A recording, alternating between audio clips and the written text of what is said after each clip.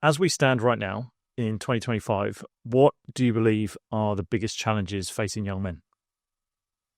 I'd say the biggest challenge facing young men is probably the lack of father involvement. There's a huge correlation cause.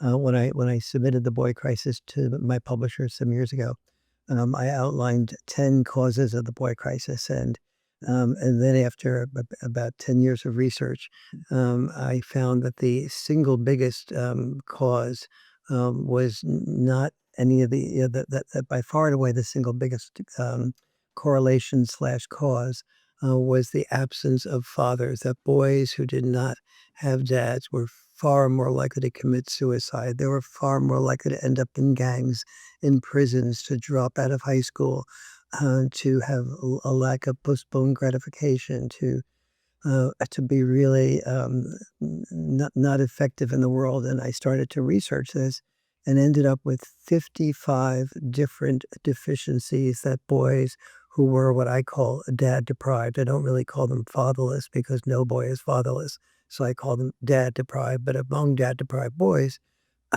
those correlations with not doing well in school and particularly not having postponed gratification and therefore not being able to finish their homework or have the discipline to be a star in cricket or whatever they wanted to be a star in. They just didn't want to go to practice as often. And I started to research, well, what is there about dad involvement that makes it so highly correlated with a boy doing well? And what are the differences between dad style parenting and mom style parenting? And it turns out there's a huge amount of differences between them, and both types of parenting are really needed for girls and boys. And what also surprised me was that these 50 plus deficiencies that boys who did not have significant father involvement had, they were also almost identical to the ones that girls had, deficiencies that girls had, with a few different ones. But the difference was that the negative impact on boys was just much more intense. So boys and girls didn't do as well at school, but boys were far more likely to actually drop out of school. And so a lot of things like that were more intense intensely negative for the boys. Just to qualify maybe terminology, what what qualifies as fatherlessness? Is it them not being present from a certain age? Is it them maybe being in a relationship with the mother but actually not present because of work commitments? What qualified as fatherlessness? Good question. First of all, um, I don't use the word fatherlessness because of what I was mentioning, that everybody has a father. But basically what you're asking is what qualified as dad deprivation. So a father and mother being in the same home and a father coming home late and being minimally involved, but then being involved on the weekends is okay. Boys don't seem to have a real major problem with that. But the father not being involved in the weekends and or coming home after the child has fallen asleep and really not paying much attention to the child during the day, that creates, during the evening when he does come home, we're just reading the paper and ignoring the child when he comes home or she comes home. That's sort of dad deprivation. Now, dad deprivation in its more severe form is like the mother and father, the mother marrying without, and I'm sorry, the mother having a child without actually having a father involved at all.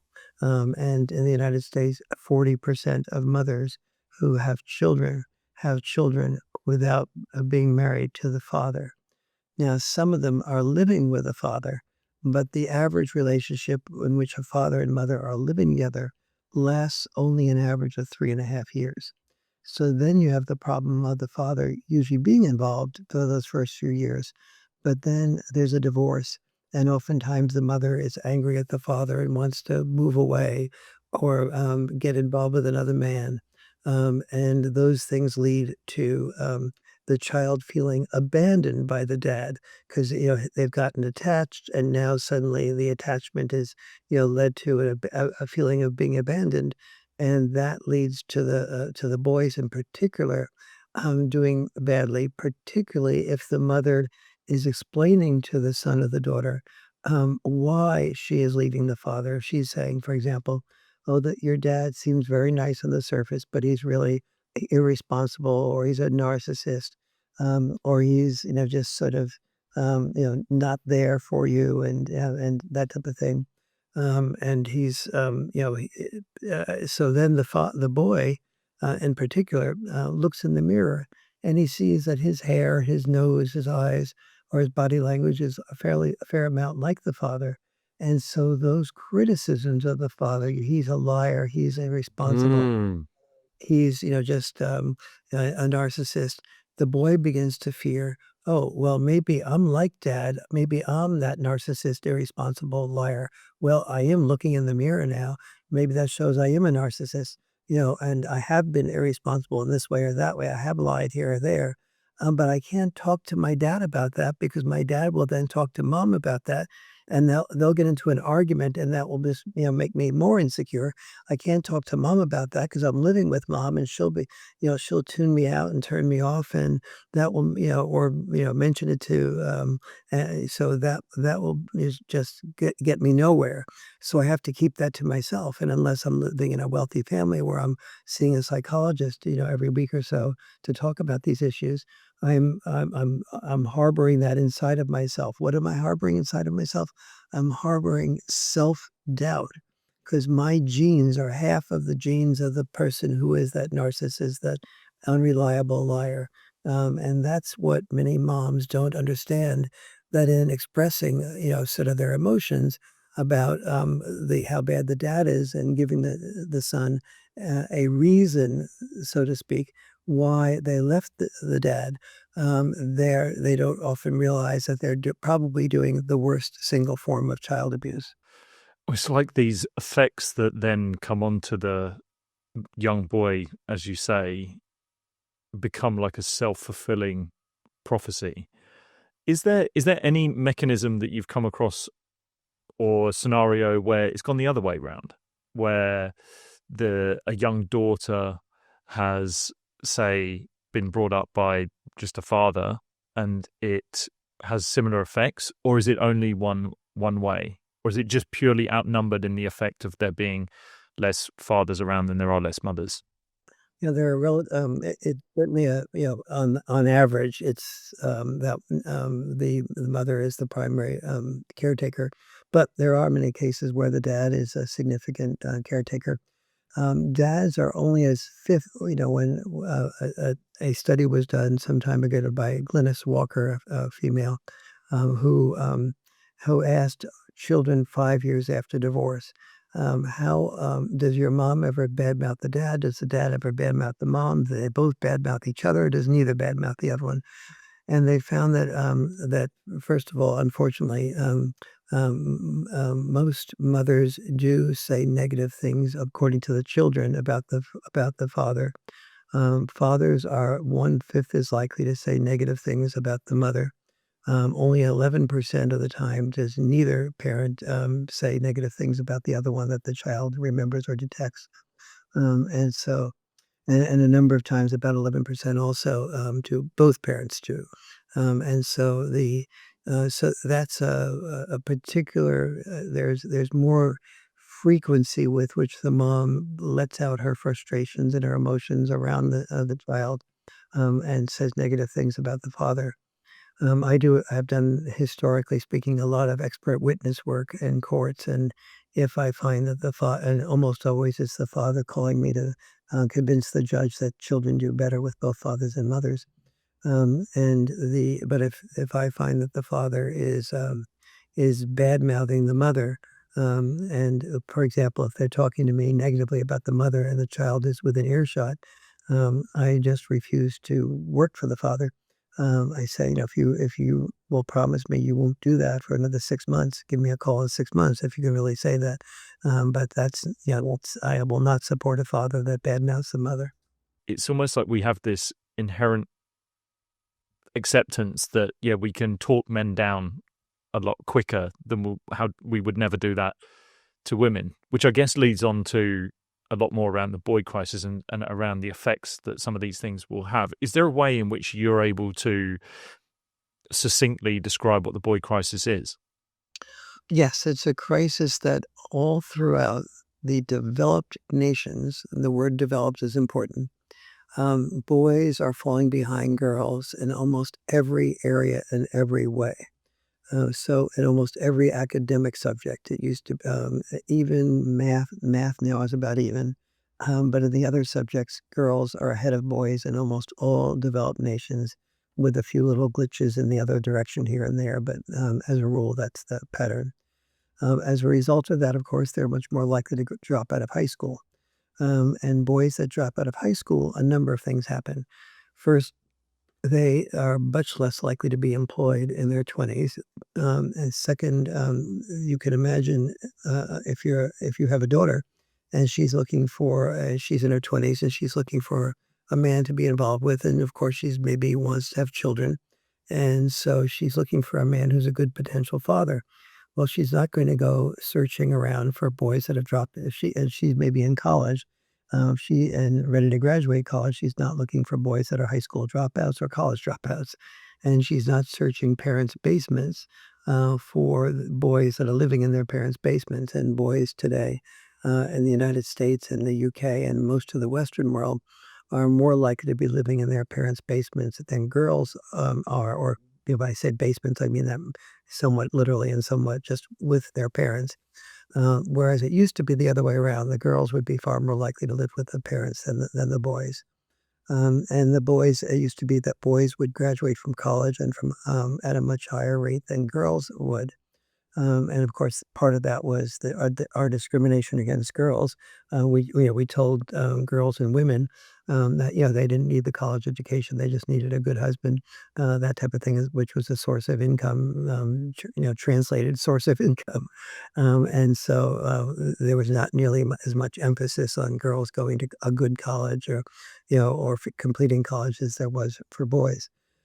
So that's one of the characteristics. Another characteristic is that boys who are boys all around the developed nations are more likely to be suicidal.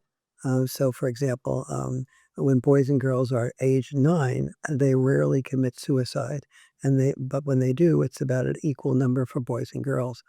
But between the ages that's at 9, between the ages of 10 and 14, boys are twice as likely to commit suicide as their female peers. Between the ages of 15 and 19, boys are 4 times as likely to commit suicide as their female peers. And between the ages of 20 and 25, boys are 5 times as likely to commit suicide as their female peers. Then it averages out to boys and girls are about equally likely to commit suicide, not equally, to be about a 4-to-1 ratio of boys to girls in most years after that. But then as boys and girls become men who are older, like 65 and older, the gap gets much wider. So by the age of 85, males are 1,750% as likely to commit suicide as are the females of 85 years of age or older. And of course, many and what in the United States, you would think therefore that there would be a huge amount of attention as to what the cause is and how to prevent this. And in two ways, there aren't. First, there's almost no recognition that boys who commit suicide are very highly likely to not have had significant amounts of father involvement. They're not dad enriched, they're dad deprived. And second, in the United States, you'd think that that given the fact that there's a suicide tendency, which is a huge mental health problem, obviously, and then there's also a tendency for, well, not a tendency for men die earlier of 14 out of 15 of the leading causes of death compared to women. And yet there are, there are in the United States 8 federal offices of women's health. And guess how many of men's health? Very low, 0. Yep, 0, exactly 0. And can you imagine that being the other way around? Can you imagine women dying sooner than men from 14 out of the 15 leading causes of death, and there being 0 federal offices of women's health, but 8 federal offices of men's health. I mean, and even worse than that, when on TikTok, about a year or so ago, there was somebody made a comment that men commit suicide more often than women do at about a 4-to-1 ratio. And somebody said, "Oh, the rates should be higher." And 7,000 people agreed with that. The rates of male suicide, they should be higher than they are. Wow. I mean, I have heard a lot of people talking about these statistics, and one being Richard Reeve has spoken a lot about these statistics and obviously does incredible work for young boys. The challenge, I say, even I have, and any man I believe has, and I would even argue, especially being a young white man, is when you do talk about these issues, is how you can talk to men about them, and it's very easy to talk to men about them and get a sense of empathy from them. But when you start to talk to women about them, even though the numbers and the figures will not lie, it is really hard to find a way in which to have a conversation where it does not become a tit for tat, some sort of hierarchical game that has to happen. Is your oppression is better than my oppression or worse than my oppression, and it becomes a really tough conversation to have, where you're willing to listen to their problems, and then you're trying to share them. And I'll probably get on to where that links in with things like relationships down the line and willing to share issues as a man. But I've heard you talk about this empathy gap before. And if you're able to explain what that empathy gap is for people, between essentially understanding how hard having this conversation is for people to understand the issues of men. Yes, unfortunately, no, for people who don't know my background, I was on the board of directors of the National Organization for Women in New York City for 3 years, and the only man ever holding that position for more than a year or 2. And spoke all around the world on women's issues, supporting women's issues. And then I began to hear from my sister, who was an elementary school teacher, and from teachers in Japan, from Australia to Canada. The teachers saying to me, in my particular class, I'm having more problems with the boys than the girls. And then as I investigated that more and asked my sister about that, she acknowledged that and said that these were particularly boys that where the father and mother had been divorced, and the dad was no longer connected as much, and that was really where some of this real depression was occurring. And so when I talk about these issues, one of the things that I point out is that when only one sex wins, both sexes lose. So, for example, when a man commits suicide, what happens? His wife is just, if he's married, his wife is devastated usually. His mother and father, just are wondering what they did wrong.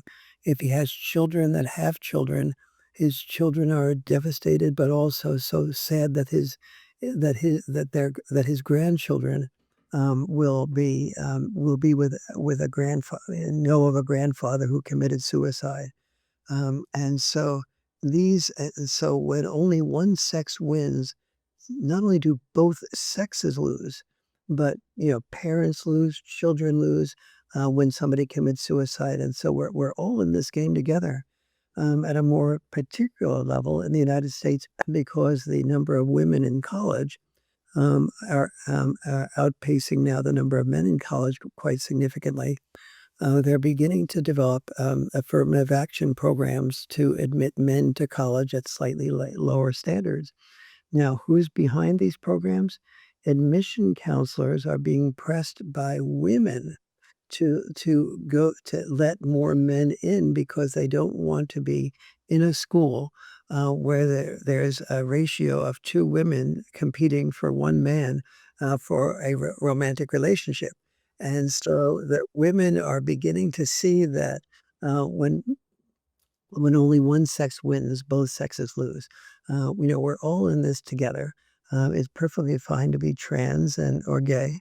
and then you have a little bit of that, less of that directly, benefit experience. But, whether we're trans or we're gay, we all have parents who are usually of both sexes. And so there's so much overlap. And to live in a world where we don't have empathy is one of the for people that are hurting, and we are captured by the feminist belief. Despite my involvement with feminism, when I got involved with feminism, the basic motto is "I am woman, I am strong."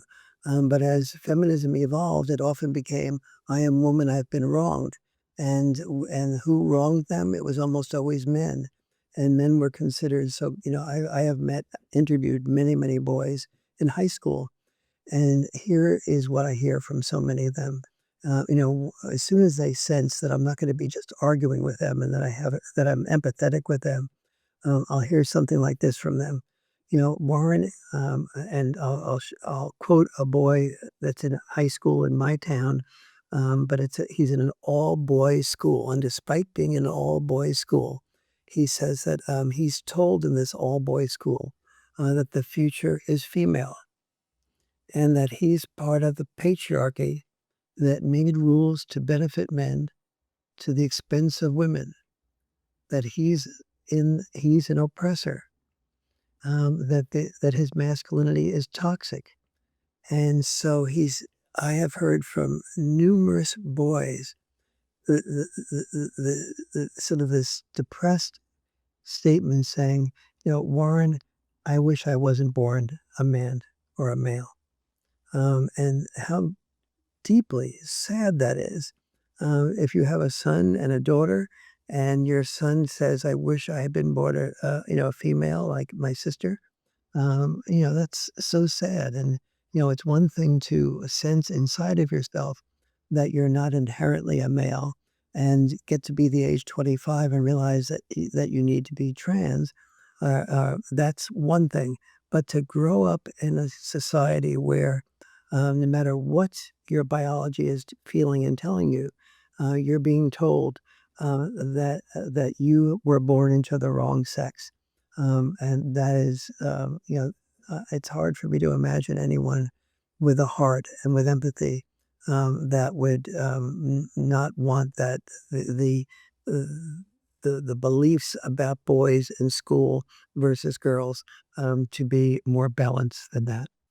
You're touching on something that I feel I have come into contact with just in everyday life, which is this idea that the young men of society are paying for the sins of their fathers or their grandfathers, and that there's some sort of reparations that has to be paid in order to balance things out right now. Whereas the reality is, and I always love this, you sort of again touched on it, is this quote of life is a team sport. And again, we should all be in this equally and looking out for each other. And I have to say, there have been interactions that I've had. One interesting that I had at the end of last year was I went on a date with someone, and this date was the girl was had feminist ideology and spent a lot of her time clearly taking on a lot of that, but then was really conflicted in a couple of her statements that she said on the date. She would say, she wants everything to be equal. She wants a man to she wants a man to support her. She wanted a man to like be loving to her, back her, like pay for things, do very sort of like what you would call traditional roles in male, in sort of the female male roles. But then literally within the same breath just said, well, fuck the patriarchy. And I sort of thought, you have instantly said, fuck everything, the one thing that you wanted to have, which was a guy. And I actually said to her, I said, how do you think that last thing that you've said made me feel here, sitting here in a date, trying to get to know you, maybe further the relationship a little bit more? I said, how do you think that made me feel? Like, you've literally just said, fuck all men. And I've gone, well, I'm a part of that. So what, me as well? And you saw instantly this conflict in her going, well, I've just said, screw you to the thing that I actually want in my life. I want a male partner. I want someone there to take care of me, to take the trash out, to do all these things. And I thought, what amazing insight in terms of like the conflict that's going on inside their mind. And I Yes. think that's kind of like where we're at right now, is that I'm starting to see a little bit more conflict with, so the generalization of the patriarchy, and also this idea of we actually need men. Yes, yes, it's absolutely. So first, we as feminists made a huge mistake. We saw the world through like the civil rights movement, where there really was an oppressor and there really was an oppressed in terms of whites and slaves, and that was a legitimate dichotomy. And then many of the early feminists were quite Marxist in their orientation, where there was in Marxist theory there was more the oppressor and the oppressed. And so we took the fact that that men earned more than women did, and we say that's just proof that men are oppressors and women are oppressed, and more importantly, that men don't value women, and that mentality really led many women to feeling two things: one, like a victim, and two, like there was an oppressor who didn't value them. But here is, in fact, one of the books I wrote, as you may know, is a book called Why Men Earn More and What Women Can Do About It. And it looks at 20, and I could, because I was concerned about this, I used to lead the demonstrations for the Women's Strike for Equality. And I complained about men earning a dollar for each, at that time it was 59 cents. Goes to show you how about far back that goes.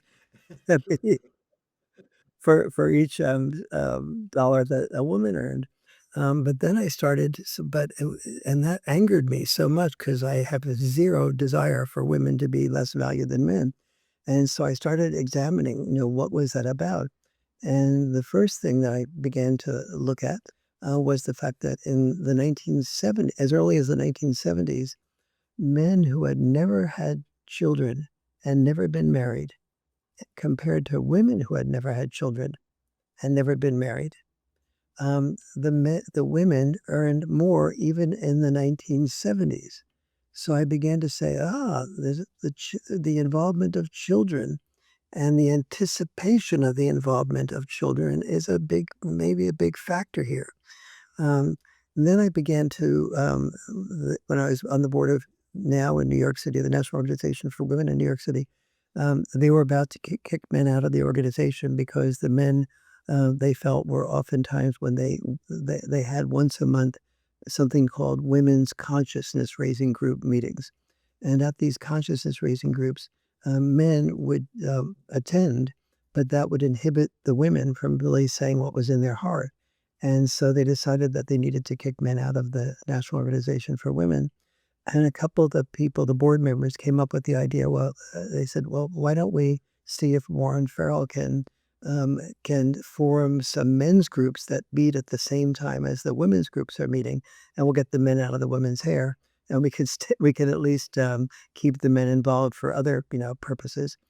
And so they asked me to do that, and I did, and that changed my life. I ended up forming more than 300 men's groups, a number of women's groups, almost about 250 women's groups everywhere I went to speak around the world. I would pass out something called, you may not know what this is because you're young. There's a yellow pad and a pen. A pen is something that people wrote on yellow pads in the 1960s and 70s. I'm not that And I young. I'm not that young, Warren. And I'd pass this out to the audience, and they would sign up for either a men's group or a women's group, and then I would have a men's group meet separately for 3 months, and from the women's group, and vice versa. And then I'd have them meet alternately together and separately after that, and that really worked very well. But here's one of the things I began to find when I started forming those men's groups. Um, I'd have men at the beginning, because I was sort of like this, feminist hero. I would take, and I was doing my doctoral dissertation on this. I would, listen to the men for a little while and then explain to them the feminist way of thinking. And remember, all these people, all these men had already joined now, so they were very feminist in their orientation to begin with. But then I decided that, my telling them my little dissertation on reality, was really not allowing them to speak up for themselves. And so I learned one of the most important things that I've ever learned, which is to keep my mouth shut and listen. And so as I heard them talking, I would hear man after man saying, among the men that had children, that so I'll give it an example. One of the men in one of my groups was one of the sweetest, most caring men that I've ever met. And he had been an elementary school teacher who just loved children. But for that same reason, he hated administrative stuff and conflicts between parents and board members and so on, and money issues. But when his first child was born and the mom decided she wanted to take care of the child full time, he realized that he had to get a job that earned more than he was making as an elementary school teacher. So he went and became, despite not wanting to do this, he became an assistant principal, then a superintendent of schools. And he said, "I feel so much less fulfilled. I feel, almost angry that I have to go to work every day and do this. But at least I was able to make twice as much money. Yes, I worked 2 to 3 times as hard, but I was then able to have our family move to buy a nice home in a better school district, so my children will have options, my daughter, at this case, will have options that I don't have. Maybe she'll be able to teach if she wants to or whatever, and so or become a corporate executive. And so I was observing something. This man was earning more than twice what he was earning as an elementary school teacher. And we in the feminist movement were making statements like, "Oh, women are the great majority of educators, but even in education, where women are the majority, it ends up being men that end up having all the power and all this male privilege." And I started to say, wait a minute, this was the opposite of male privilege. It was male responsibility and male obligation, and the willingness to sacrifice himself so his daughter and his wife would have a better home and a better school district and better opportunities than he was being able to give to himself, without having had an inheritance that allowed him to do everything he wanted to do. And so I began to have some conflict with my feminist peers, that the reason that men earn more than women for the same was not for doing the same work, but that it was usually fathers earning more than mothers, when a child arrived, and the father would do things that he didn't want to do in order to create opportunities that he would not have as a result of doing things he didn't want to do. I've never heard it explained like that with the sort of the reframing of what would be seen as male privilege, but actually seeing it as male responsibility. That's a reframe that I've not either considered for myself or heard, which is really interesting. That the challenge, and I'm interested to know your perspective because undoubtedly, having been a part of a feminist movement and then having been essentially rejected by the feminist movement, you've got quite an interesting journey there. How have you, when it comes down to a genuine conversation with someone, when you're meeting someone with a lot of the boy crisis issues, a lot of the figures that you're presenting, a lot of the experiences that you're presenting, and even just seeing what you're seeing in the world in general, when you're met with that response of, but women have had this for centuries and have had their own issues, when you're met with presenting boys' issues with female issues, how do you overcome that conversation to not allow what you're trying to be said be completely diminished? Yes. Usually by giving a real life example like I just gave. So if I go, men do not earn more than women do for the same work, I will be tuned out right there. And almost everything else I say after that is like, he must be some woman hater or something along those lines. And usually people do know about my background with now. But even though they know that it's some more, they usually don't know much else about me.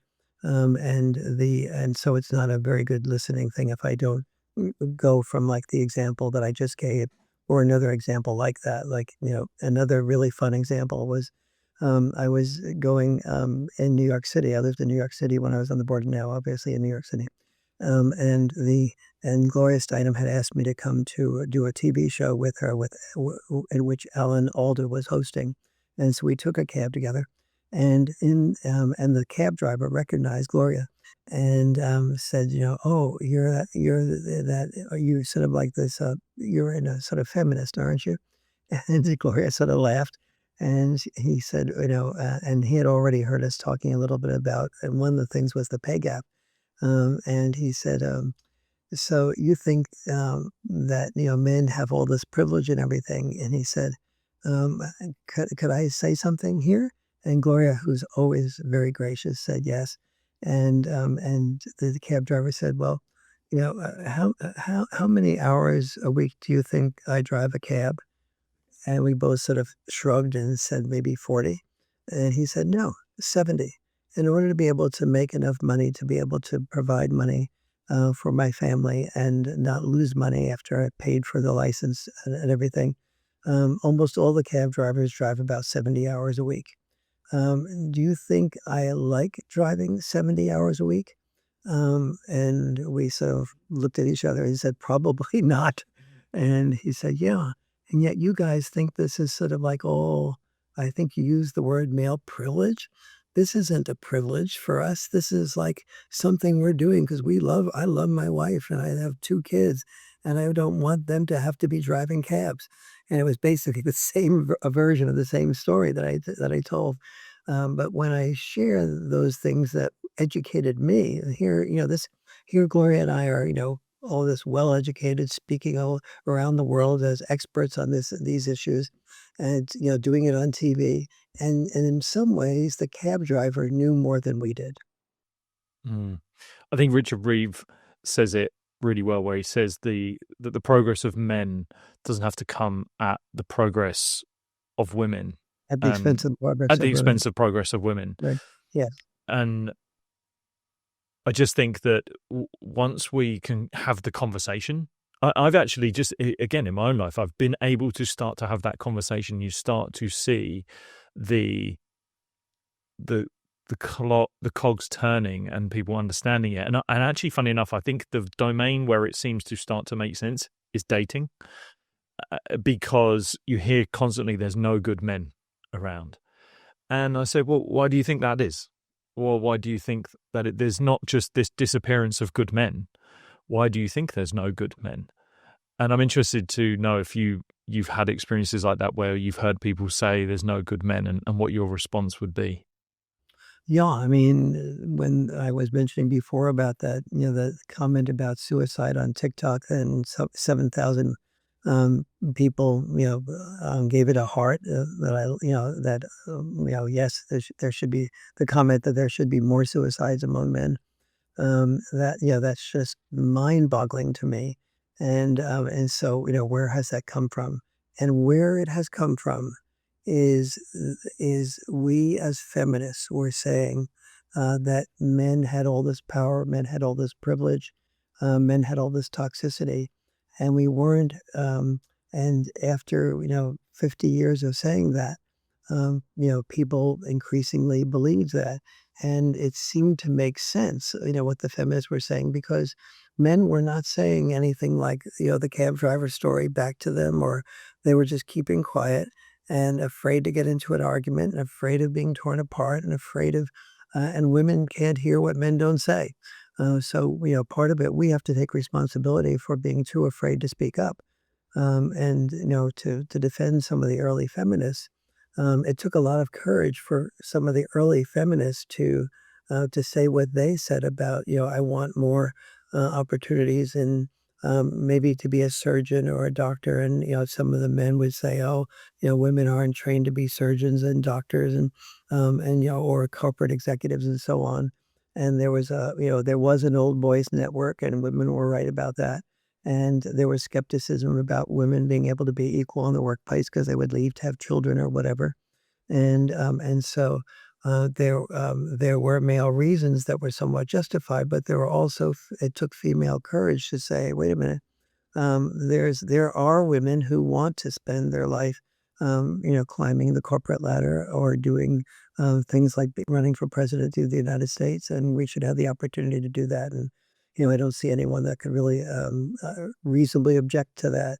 But the point there is that it took at the beginning when women said this.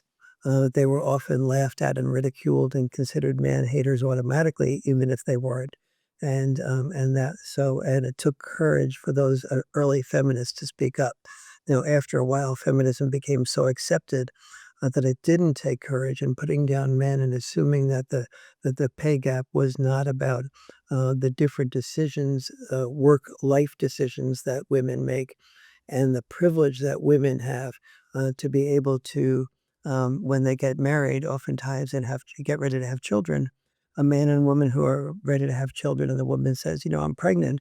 That usually they'll sit around at the next dinner party and say, "Guess what? Marianne is pregnant," and everybody will be so happy. And the question that will be asked is, "What are you planning to do, Krista or Marianne or whatever? Are you are you planning to continue working full time, or are you planning to be with the children full time, or are you planning to do some combination of both?" And but the what often will not be mentioned is asking the man, "What are you planning to do?" And oftentimes the man has three options also, just like the woman does. Option one is to work full time. Option two is to work full time, and option three is to work full time. Or if he's a corporate executive, to work more hours and overtime, or if you've working class, to work two jobs. And so he's waiting for the female decision to decide which version of working full time he's going to take. And no one says, "Gee, how is it that the woman having the options in this married case, and the man having no options, how is that male privilege? How is that male power?" It obviously isn't, but no one even brings this up as an issue. And so boys are growing up today, and part of what's contributing to the boy crisis is boys seeing themselves as, oftentimes not having father involvement.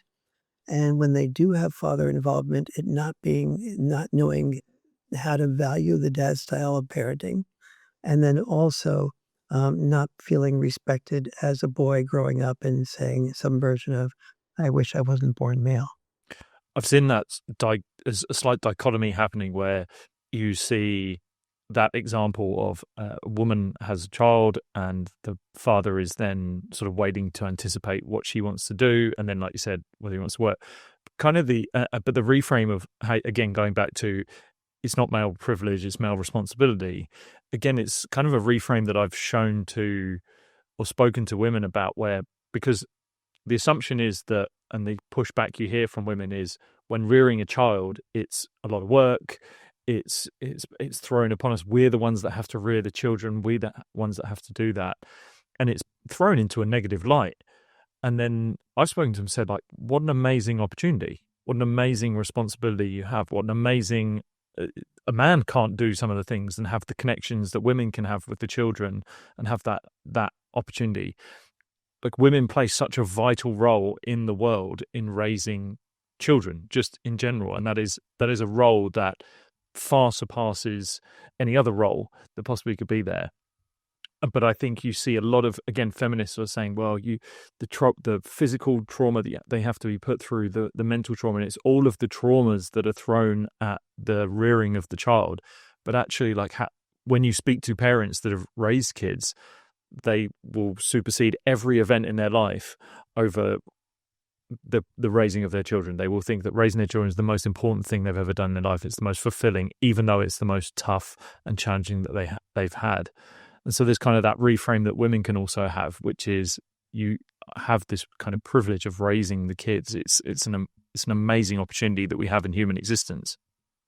Absolutely. So here's I think, really important. And you were talking about dating before, and there are so many things that aren't asked about in the process. And one is, first of all, that children who are raised predominantly by men do very well, better on average than being raised actually even by a mom. But understand, this is not a criticism of moms because children raised predominantly by men are self-selected. So you can't call that an equal comparison. And people, and one of the reasons women often do very well in a corporation is not because they're inherently better than a male equal. They're self-selected. People who do things that are different than the norm are self-selected, and so they often exceed the average on the other side. And so, and there's, so there, and there are now a fair number of dads raising children. So we have good data about the outcomes for that. And so, second, many women complain that men can be have-it-all men, and women can't be have-it-all women, and that really angers them. And so my response to that is actually that's not accurate.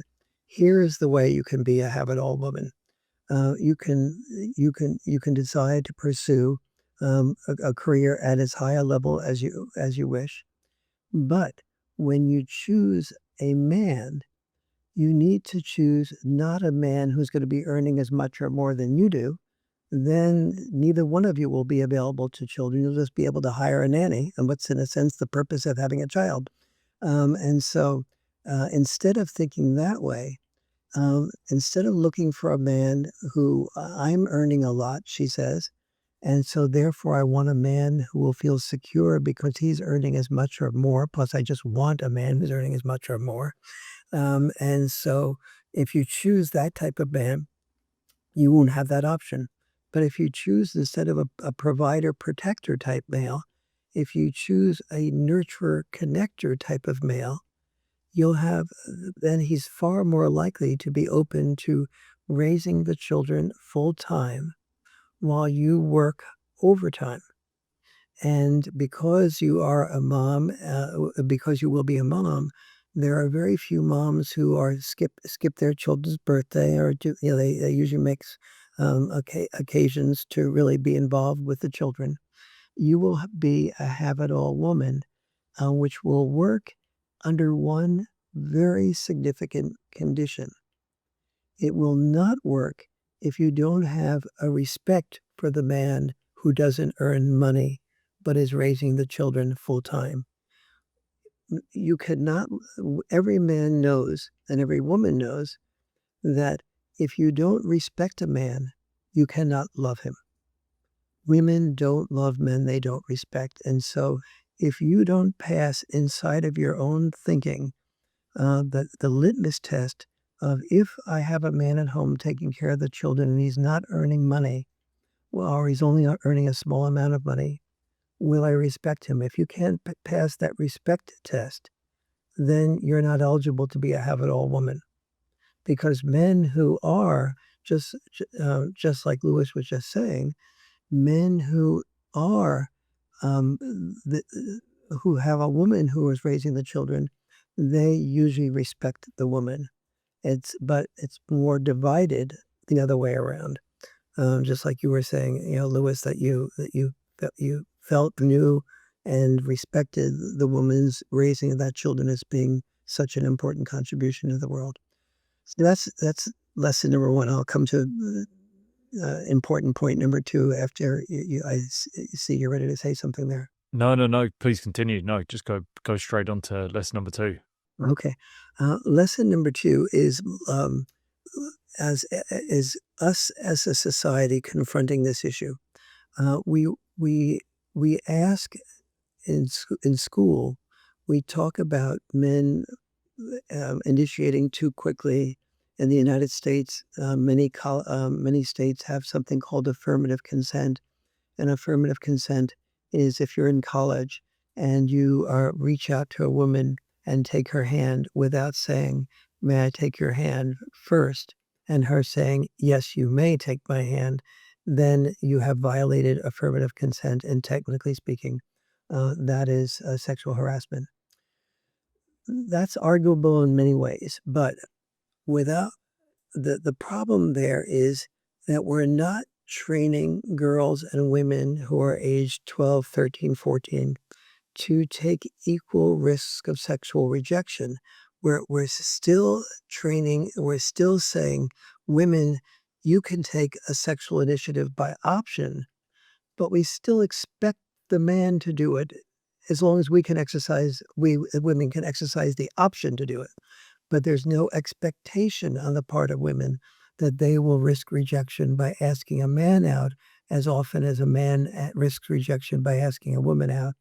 And I used to do role reversal dates at men's beauty contests at all the places I spoke. And I would have the women, I'd have the men. I would say every man, every woman participates in a beauty contest every day of her life.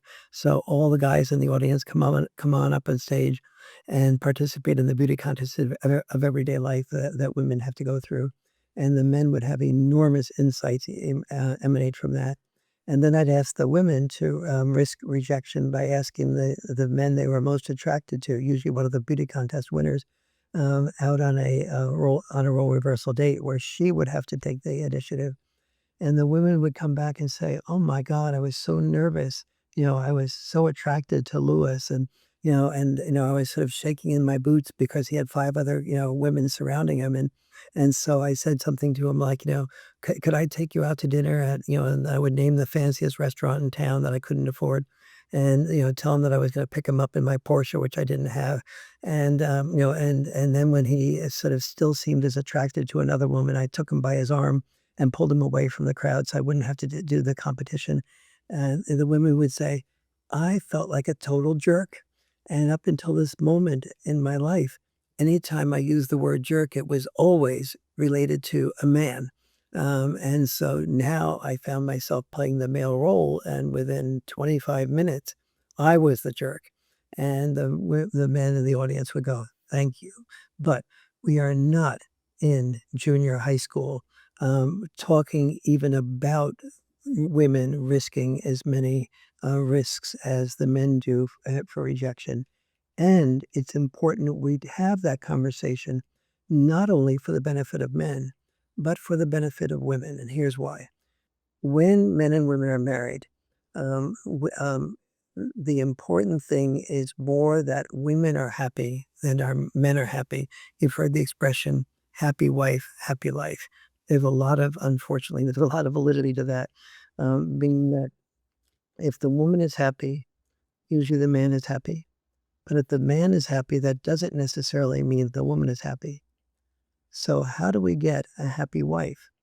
One of the ways we get a happy wife is for the woman to do the choosing and the initiating of the men to whom she is attracted. So the problem with women waiting for men to come up to them is that it takes a lot of guts and internal nervousness and fears on the part of the man who is risking rejection. If he's sensitive, he's fearful that he'll risk rejection. If he's not sensitive, he's less fearful. And so, often, the man who is insensitive and has steeled himself to the risk of rejection, he'll be the one that you will encounter at a party because he's the best one at just going through woman after woman. And when he's gone through you, he'll just go on to another woman. And so you end up with a man, oftentimes, who is the least sensitive in the room. A better way of choosing a future husband is to to go to a party and instead of and look around and see who is the man at that party who is listening to a woman rather than just talking to her or talking down to her or interrupting her, and then going up to that man. And then if he doesn't ask you out, ask him out or ask for his phone number, and then give him a call. That may be hard for you to do because you feel like you'll risk rejection. But what you will do in the process of doing that, aside from having a much deeper understanding of men's fear of rejection, is you will choose a man that is your choice rather than hoping to find love with a man who was the man's choice. Um, a real feminist supports women taking charge of their life, not sitting back and waiting for men to risk the rejection. It's so interesting because my mum asked my dad to marry him. She actually was the one that said, "Right, I want to have this," and she went out and did it. And it's very interesting. If anyone ever got to meet my mum, you would realize she has a lot of traits that are. She's a very direct woman. She's strong. She's almost, if you didn't know she was a woman, you'd think she was a man in some way, shape, or form. Like she has a lot of very strong. She's a very strong woman. So it's really interesting that you say all of those things, because you see in the dating dynamics that a lot of women here, especially in places like the UK and the US, will be very similar. The dating landscape has become, I'm looking for a man. I want a great man, but they're kind of waiting for that person to come. But again, if you talk to a lot of the men, they're like, I'm so scared of getting rejected. I'm so worried about making the wrong move. I don't even know if they're interested in me. Am I even good enough? Am I tall enough? Am I strong enough? Am I got a good enough chat? All of these things, and they then tie themselves in knots before, and then the woman's out the room. It's done. It's completely gone. And which is interesting. Then I've spent some time recently in Spain, and my girlfriend is Latina, and I love that culture because there's a lot of women, especially if you go to Spain, they go after what they want. I spoke recently to Dr. Robert Glover about his relationship with his wife, who's Mexican, and she came after him, and they once they see what they want, they know what they want. And I feel like there's a little bit to learn from that culture, which generally has pretty traditional roles in male and female roles. That is very interesting. In that I think you were talking before about the woman you were at dinner with, and I know oftentimes when I've been with my wife now for 31 years, but I had been married before that and single in between. And while I was single in between, I made it really clear to women on the first date. First of all, I would not usually ask a woman out on a date per se. I would sort of check out our mutual interest in each other and say it would be nice for us to get together, again. And then I would let the woman and me sort of generate if we would like to get together, and if so, where. So having made a joint choice for us to be at a certain place for dinner, I would then, also make it clear that in any relationship that I wanted for us to pay equally, so that yes, I'd be open to paying for dinner this time, but if there was, if you cooked for me the next time, or paid for dinner the next time, or we share that type of thing, that overall it didn't have to be like this, but the overall should be an equal amount of paying for dinner, rather than drinks, rather than talking about the importance of liberation, and then he picks up the check. Mm. My girlfriend, actually, we have a very similar situation where we pretty much go one for one with dinners. The interesting thing she even says, with when we talk about sort of gender specific roles in relationship, she was just like, I want a man who can take out the trash. Like that's what that and it's sort of it's an analogy and a metaphor for, just I want you to do some of the things that I don't want to do, and I'll do some of the things that you don't want to do. And she takes like great pride. She keeps telling me, she's like, I want to buy you things to, I want to like dress you, and I want to find clothes, and it's all these different things that I could be just wearing a white t-shirt and jeans and I'm absolutely fine, but she's like, no, I want to be able Or I'm, to do I'm those sure sorts you of things. I'm sure you couldn't just wear a white t-shirt. Yeah, but no, I promise you, I'm very simplistic. No one would believe that. No. But given this, in terms of a lot of the struggles that young men face in trying to present themselves in, how do I be seen as one of the good men? What are some of the traits that you think make a good man? I'd say, first of all, in a way, all the traits that would make a good woman, and for the most part. And so those are things like, caring. Most important, I teach a course called Role Mate to Soulmate, and wrote a recent book called Role Mate to Soulmate. And I'd say the single biggest thing that's missing in every good relationship um, is the is the inability to handle personal criticism without becoming defensive. So I would like every man and every woman to learn to do that, and that's biologically unnatural to do, since historically speaking, if we heard criticism, it was from a potential enemy. So it made sense for us to build up our defenses and to kill the enemy before the enemy killed us. And so, and that was functional for survival. It's just terribly dysfunctional for love.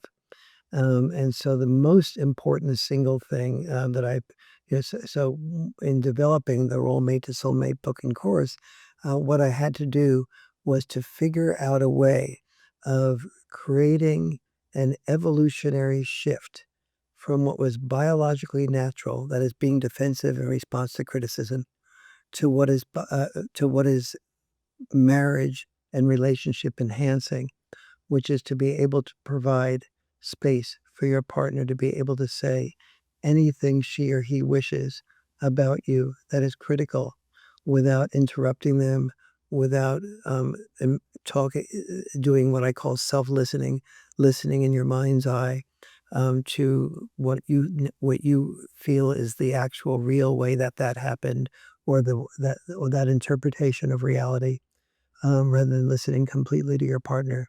And so I train couples to actually practice a way of listening that is biologically unnatural to do until that practice allows their brain to change enough so that they're actually feeling natural in connecting their partner's criticism of them with an opportunity to be more deeply loved by them.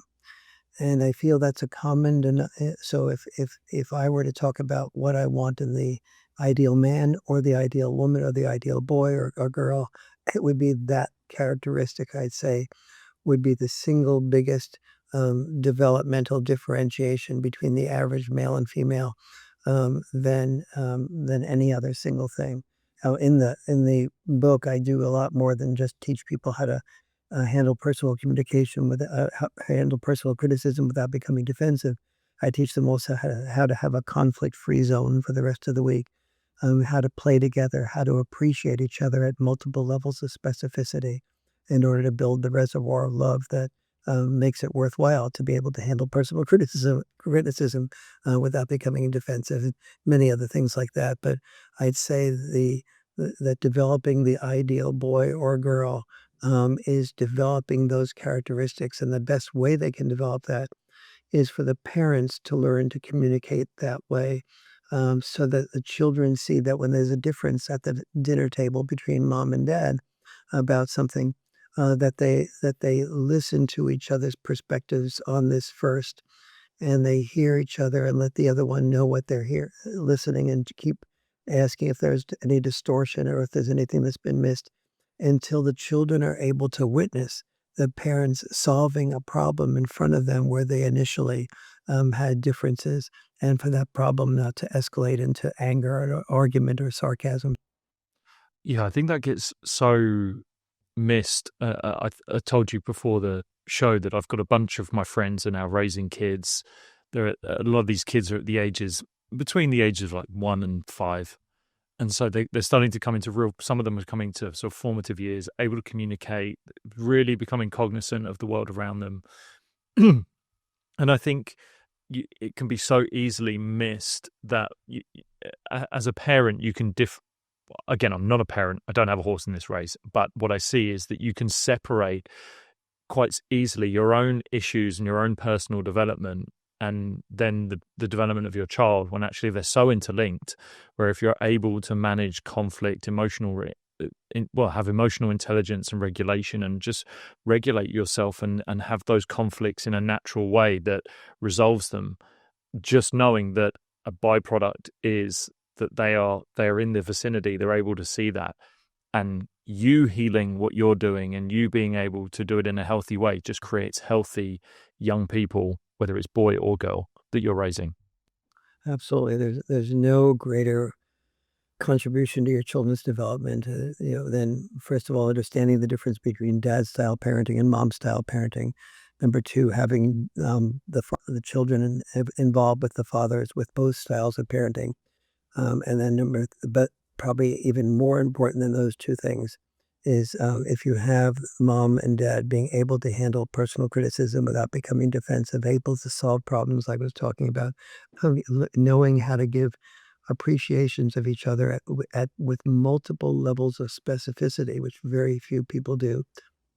And seeing that right in front of you is one of the is it are the qualities that are likely to make divorce the least likely, and to make and so when divorce when a marriage is solid and there is not a divorce, then oftentimes the boy crisis starts when the divorce happens, and then the children, as a result of the divorce, have less contact with the dad, and as a result of that, have more dad deprivation.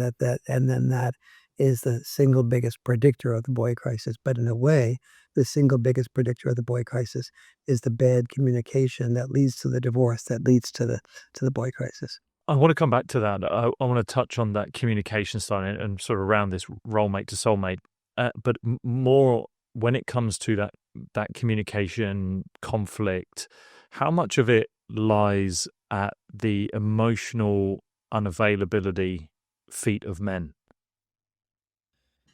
Not a lot of it, meaning that oftentimes men are emotionally unavailable, and men are emotionally unavailable because the thing that I was saying before about a happy wife, a happy life. It has a lot of sort of there's more to it than just meets the eye of that statement. So many men feel that when they say something that is critical of, when they express their feelings, they express their emotions, and that incorporates a criticism of the wife, that the wife then will distance herself emotionally and distance herself sexually. And so he learns after a while that in addition to what he learned growing up, which is to repress his feelings, because when he expressed his feelings to women, women often thought of him as being vulnerable. When he expressed his feelings and therefore not strong. When he expressed his feelings to men, they thought of him as not being strong. So there's a huge amount of cultural baggage that men inherit about the issue of, if if women respect me less when I say something that makes me feel vulnerable, and men expect me less when I share a weakness, what's the purpose of sharing anything from my heart? It's like I lose with women, I lose with men. So like what? And so the only people I gain with is the therapist, and really the therapist gets the money just for pretending to listen to me. And so, that is built in, and that creates male toxicity for sure. So many feminists say, that just Warren, you just talked about men being toxic. Absolutely, men have male toxicity just like females have female toxicity, but that male toxicity does not emanate from men's male privilege and male power. It emanates from male constraint. If you're like, say you're in the military, and you're in boot camp, and let's say you have a sergeant, and maybe the sergeant makes an anti-Semitic comment, and you're Jewish, and you go, "Excuse me, Sergeant, sir, but you just made an anti-Semitic comment there, and sir, I'm Jewish, and could you be careful to not make comments like that, please?" And the sergeant's response is going to be, "Isn't that so sweet, a little Jewish boy with us? Why don't you just do 20 push-ups, Jewish boy?" And he'll mock you, and he'll, punish you for expressing your feelings. So why does he do that? He does that because you've just agreed to be part of the war machine. What is your obligation as part of the war machine? Is being willing to be disposable. And squeaky wheels don't make the war machine go more quickly.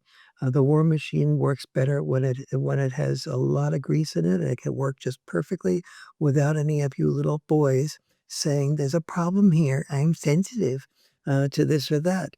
And so we end up having that male toxicity that grows out of the repression of our feelings, because it doesn't work in the war, it doesn't work with women, and it doesn't work with men oftentimes, so we just keep them to ourselves.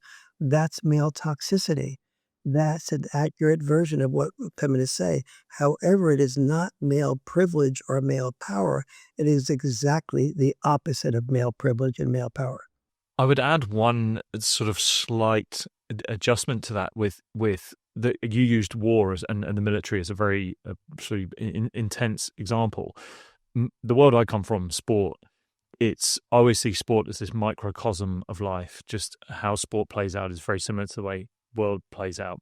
But a lot of my own personal emotional unavailability that I've had in my life has come from sport, and it has come from the fact that, again, squeaky wheels don't make the boat or the car go faster, right? It's you have moments where there's this undercurrent and sort of unspoken way in which things need to be, and you just kind of go along with the way everything is. And you hear a lot of people talking about whether it's locker room talk or just the way that sort of is.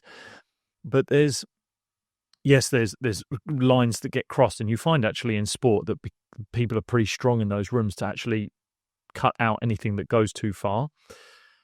But I would say when it comes to emotional availability, I see sport as a place where it actually causes quite a lot of harm without you really knowing it, because sport, unlike war, is enjoyable when things are going well. It's something that you are drawn towards doing and you want to do and you want to take part in. It feels good for your health. It's just good for everything, right? But there comes with it some of these psychological drawbacks, which are the suppression of emotions, because you have to be tough.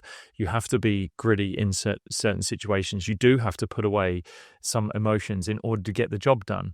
And I can't deny that. I can't sit here and say anyone who wants to especially be an elite athlete, right, they have to put all of their emotions into everything and really live everything. There are moments where you have to put things aside to get the job done. You have to grit and bear it, and that is the way it is. And that's why you do get outliers. That's why it's elite sport, for example, or any sport. But yeah, I just see that as an environment where, for me personally, it's led to more silent messages that you don't really know are coming at you, but they are, and they eventually just snowball and create this emotional unavailability that is then presented to a female.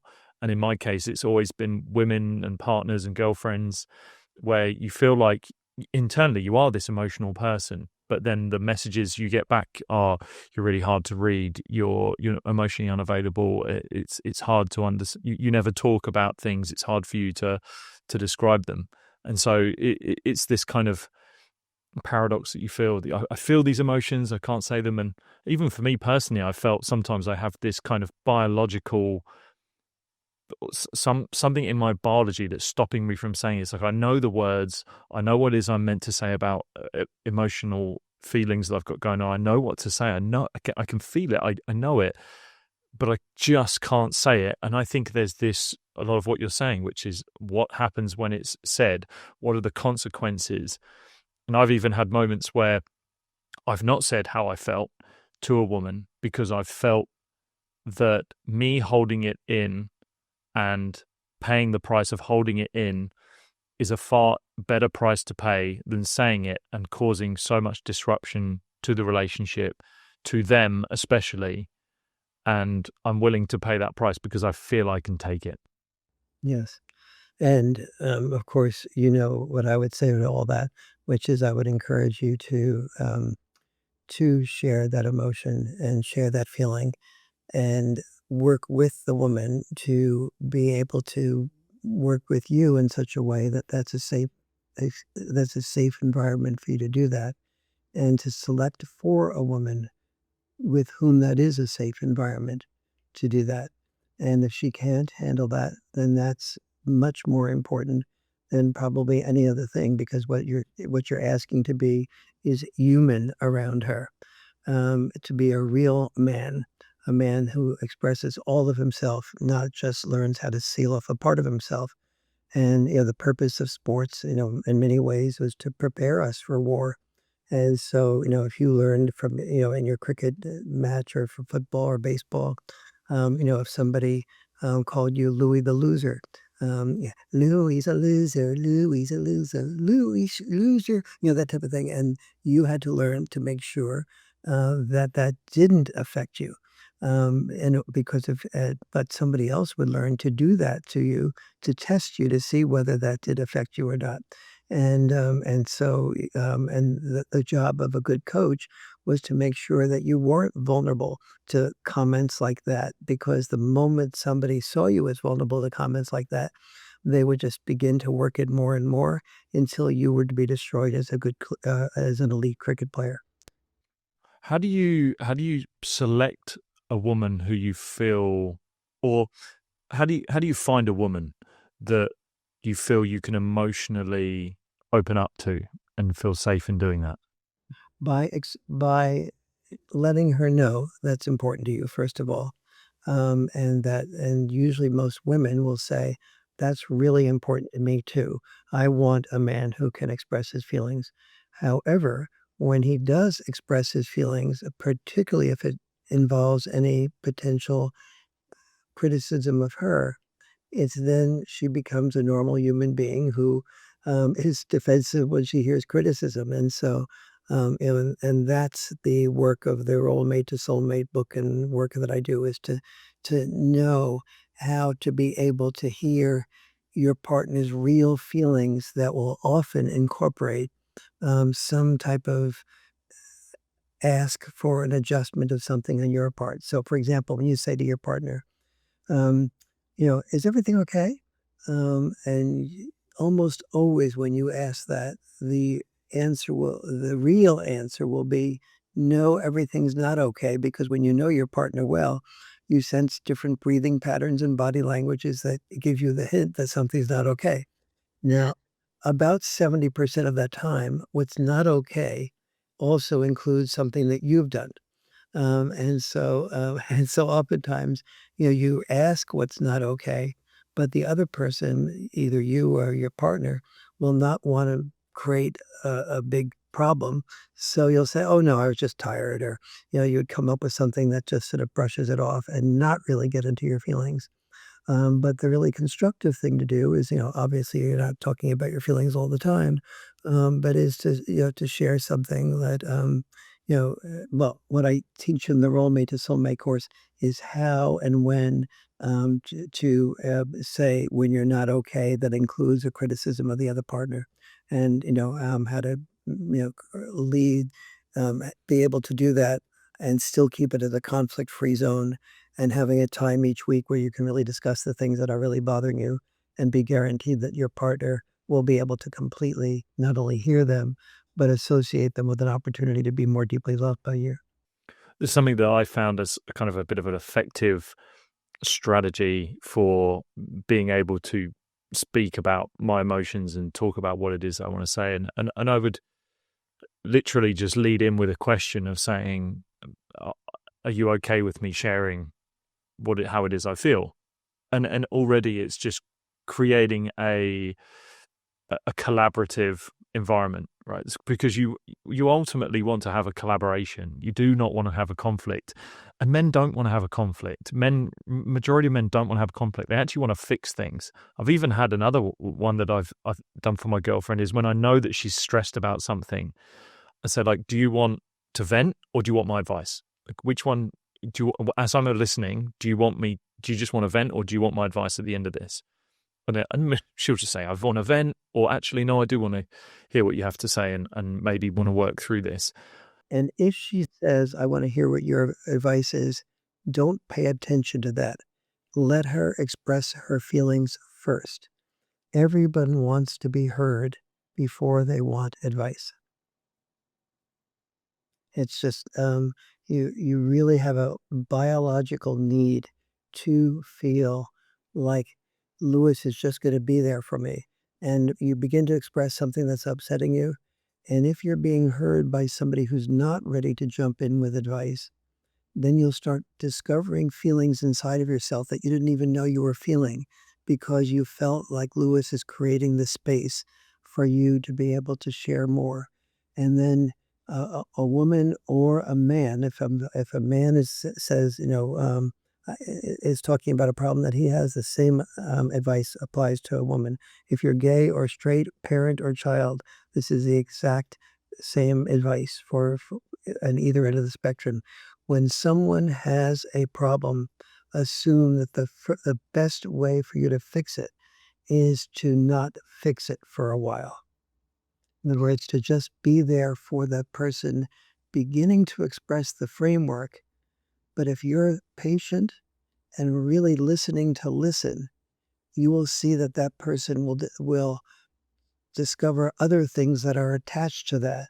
And because you've created such safety, it will be safe to discover those things that would not otherwise be discovered if they were giving advice.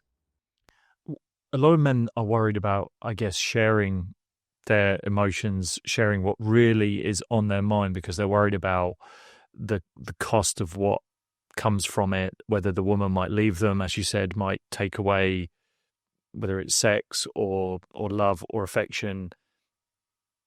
Have What are the experiences, or what are the responses that you've seen most common from when men share their emotions?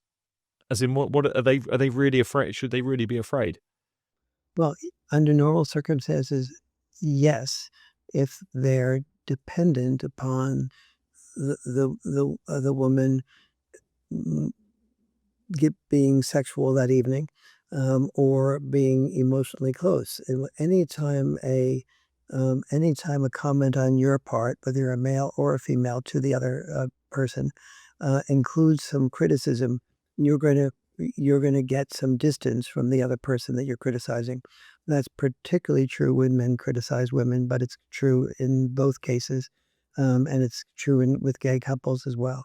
And so, that's why I spent 30 years of my life inventing a way that people can hear that criticism without becoming defensive, so that there can be a safe environment. Because I find that's the single most important contribution I was able to make for couples. And that once they learned two things they were more important than any of the other seven things that I sort of talked about as the main problems that needed to be solved in a relationship. And that is, one was just what I mentioned, and two was learning how to appreciate your partner at multiple levels of specificity, and to do that appreciation frequently. Is there anyone out there right now that you think is a good role model for men? People like Richard Reeves is.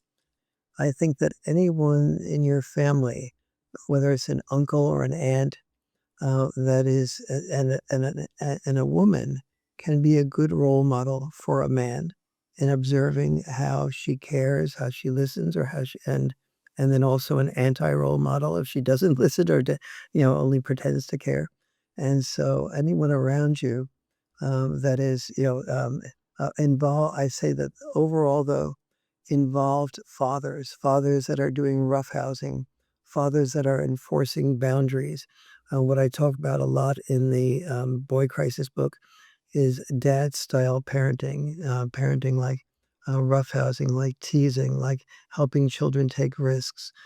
These are all parts of dad style parenting, that are, and that when dads are involved with the children in this type of way, and are not taking jobs that just are helping them climb a corporate ladder, but are taking jobs that allow them to spend more time with the children and earning less usually as a result of that. Those are wonderful. Those everyday men in our life, millions and millions of them, not men that we know by name, but men in our everyday life. Those are our role models. Dr. Warren Farrell, where's the best place to send people to get your books, to follow along with your work? My website is warrenfarrell.com. The Warren is like Warren Buffett without the money, and Farrell is Farrell, not Ferr like Will Ferrell. Not that funny. And so those that will give you. And I say two things about this. I'm probably going to be the only author you ever have on that will not recommend a version of his book. Most people get the Audible version of Role Mate to Soulmate, and that's fine, but it's not as good as the hardcover version, because a lot of things take a little bit of time to absorb, and the hardcover version is not as good as the online video that's available by a QR code in the book. The book, the real work with your partner comes from practicing behavior that's different than natural behavior. And so the online video course is an 8-hour course that allows you to actually practice listening without becoming defensive and practice doing appreciations at deep levels than normally are done. And practice having a conflict free zone and practice knowing how to play together and things like that. So that online course within the either the hardcover or the audible version of the book is really the most important thing that will have the deepest impact on affecting your brain in such a way that makes it natural to be able to do things like that I talk about as being the most relationship enhancing. In the Boy Crisis book, reading the book is just fine, and listening to it on Audible is just fine. Pay especially careful attention to the chapters that deal with the importance of dads. And then within those chapters, pay especially careful attention to, I think it's chapter 16, on the differences between dad style parenting and mom style parenting. And then also pay very careful attention to the chapter on the 4 must do's if there is a divorce. What is absolutely essential if there's a divorce to make the life as optimal as possible for your children. Thank you so much for your time. It's been awesome having you on. It's been really a pleasure. You ask good questions, you listen really well, and you are very real in your examples and your openness. If you enjoyed that episode with Warren and you want to enjoy even more episodes of the show, then I've got a playlist where you can get started with the ones that I and the listeners think are the best ones so far. So click right here to get started.